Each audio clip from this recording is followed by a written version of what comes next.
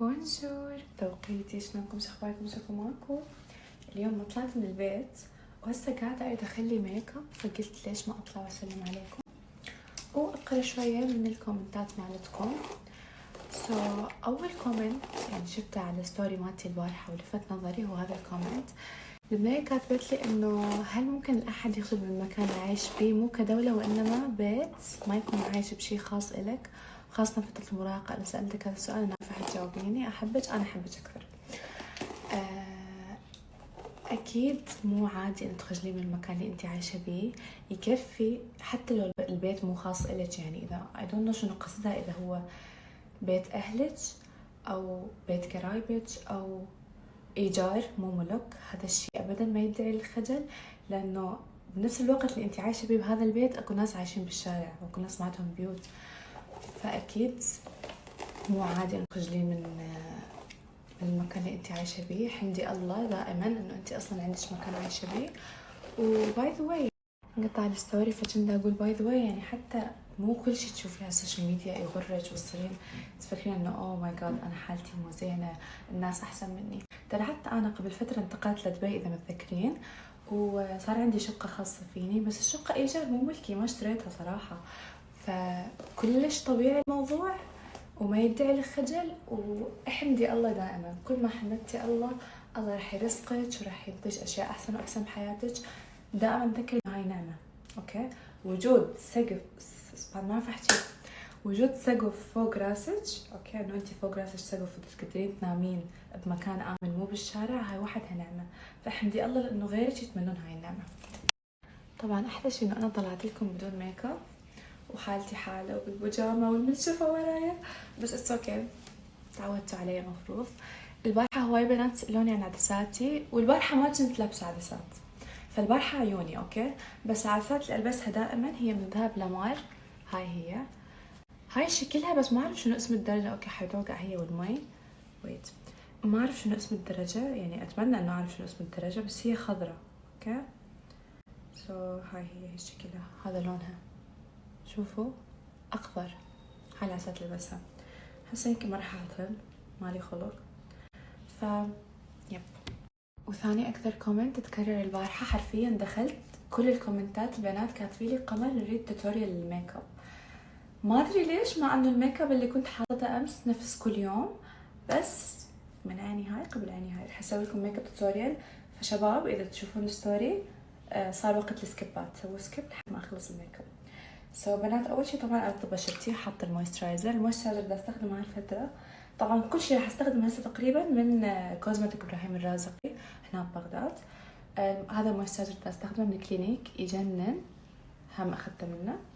قبل ما ارطب بشرتي الخطوه الاولى هي الفونديشن. هذا الفونديشن مالتي اللي اموت عليه، اللي ما اغيره، صار لي سنه استخدمه، اللي هو افسان لوران YSL. انا اخلي الفونديشن دايركت على بشرتي، ما اخلي هواي صراحه. that's enough. طبعا تقدرون تسوون سكيب اذا انتم تحبون الفونديشن، يعني قبل تبلشون بالكونسيلر، بس انا احب الفونديشن. انا اخلي قليل واوزع على البشره، فانت تغطيه خفيفه، بس احب لانه انا بشرتي لونها مو ابيض، انا يعني جسمي ابيض بس بشرتي لونها تشوفون احمر او بينك ما ادري، فاحط فونديشن على مود اللون يتوحد حتى اقدر ارسم الميك اب والبلاش والكونتور هالسولفه براحتي. فاوزع الفونديشن بهاي الطريقه. تمام. واجيب البيوتي بلندر وارش عليها اي فيكس بلس، هذا او اكو مال جولدن روز حلو، او تقدرون بس تبللون شو اسمها البيوتي بلندر بللوها واستخدموها. انا ما اقدر استخدمها بدون ما ابللها صراحه، لانه هي ناشفه يصير الميك اب كيكي. ما تعرف احكي، ما ادري ليش، يمكن لان صار لي هواي ما حاكيه فتخطوا. فرح ادمج الفاونديشن على كل بشرتي وارجع لكم. اوكي، اكثر شيء يطول الشعر عن تجربه، وانا شعري على فكره طولان، صح حاطه اكستنشن، بس هذا شعري، شوفوا شعري وين وصل، هذا طول شعري، ف يطول ما شاء الله بشكل ملحوظ.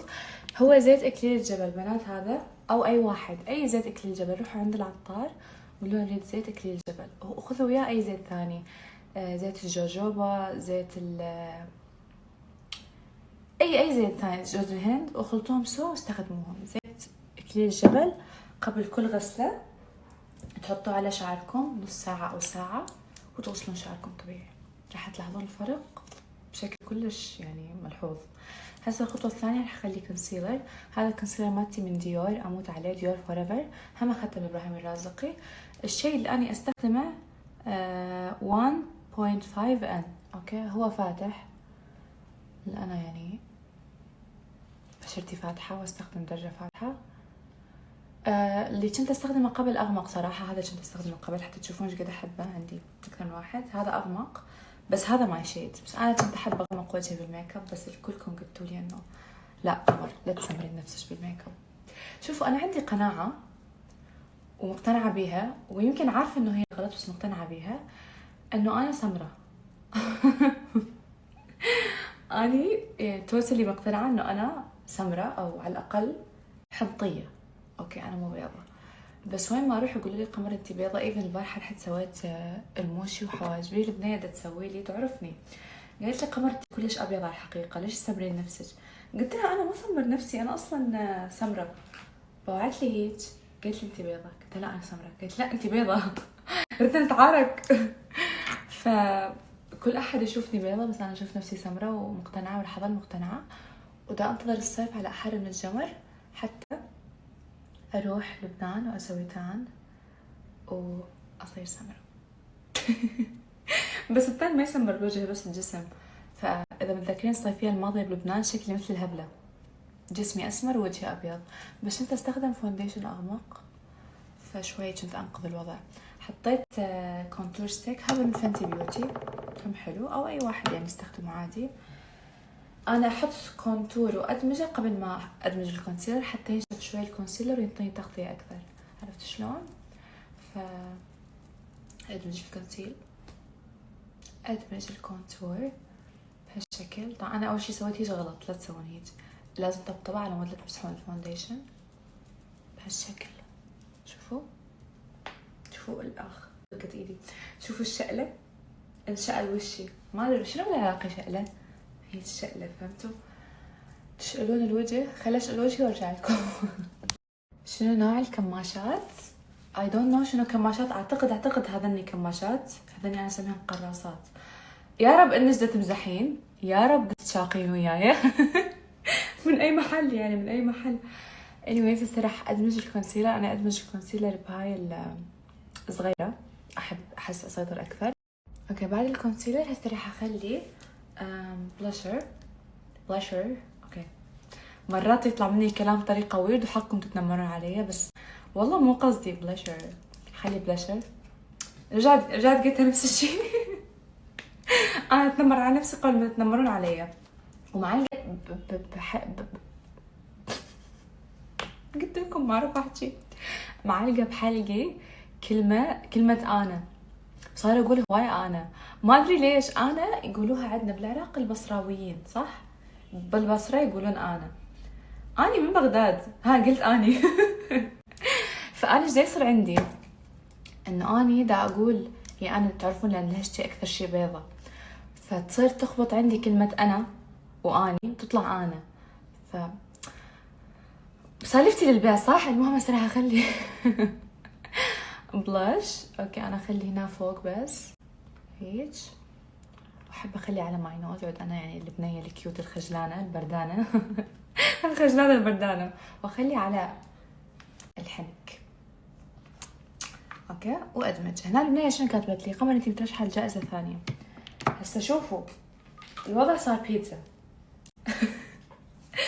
هواي تصير جوائز بنفس الوقت، ما ادري شنو السالفه، وما ادري يعني اذا ايفن هي حقيقيه هاي جائزه جديده او لا، بس كل شوي بدنا نرشح الجائزه. بس مثلا هاي الجائزه هسه الجديده مو مال العراق اورز، لا اكو وحده ثانيه، كل من هب ودب رشحوه.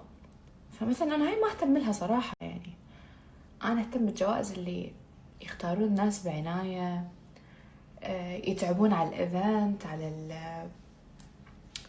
التنظيم، فمو مهتمة صراحة. و as I said before قلت لكم انه انا ما تقيمني جائزة، فما مهتمة يعني، لا انتم قاعدتكم تتعبون نفسكم ولا انا قاعدة اتأمل على جائزة، لانه احنا ما تقيمنا جائزة. اوكي بس والله. اوكي عبد الله، حتى ما تحس نفسك غريب، مو بس انت، نص الشباب اللي عندي دا يشوفون الستوريز مال ميك اب ودا يعلقون، بس عادي لانه انا دا اسولف، يعني احس السوالف حلوه تسوون سكيب شباب، صح دا اخلي ميك اب بس دا اسولف. ف يا شنو اسم الحمرة؟ بعدني مو حاطه حمرة، مو حاطه شيء، بعدني دا احط ميك اب وياكم. هسه شو حسوي؟ ورا ما خليت الكونسيلر والكونتور والبلاش، هسه راح اثبت جوا عيني. انا دا استخدم هذا اخر فتره حبته، هو مال هدى بيوتي ميك اب فور ايفر باودر، او مال هدى بيوتي ما ادري وين هذا. اثبت جوا عيني وارجع اخلي بلاش باودر وارجع اخلي كونتور باودر، يعني حثبت كل شيء بالباودر وارجع لكم.